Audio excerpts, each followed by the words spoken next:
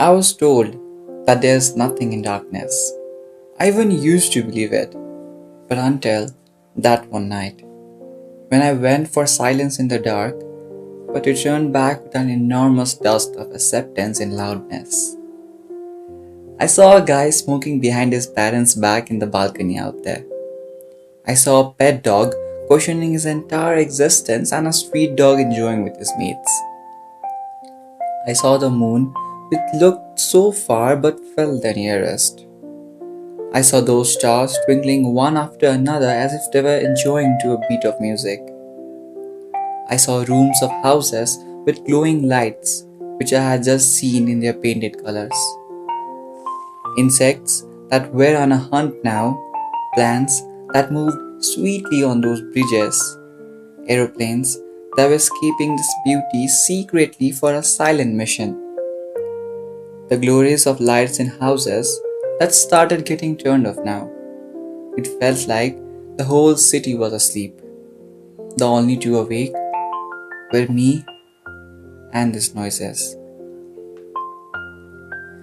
Maybe all that I need for a beautiful morning is asleep as well.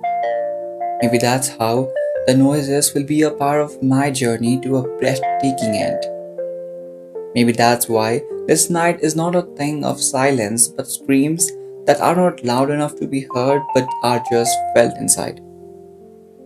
Maybe that's the wonder of hearing them even in this darkness as well. Maybe that's why those two dogs knew that the time would change tomorrow. I could feel how darkness is not a thing of silence but only a way for betterment. I could see why there has to be a turn of light for a morning of united shine. I could imagine how much this darkness is a thing of need and not just want. I could understand why there is a reflection like the moon and not the shine like the sun for this night sky. Oh, I just saw a man on his motorbike, driving at full speed, right? Maybe he was in a hurry, or maybe he was either enjoying or escaping the noises of this darkness. Thank you.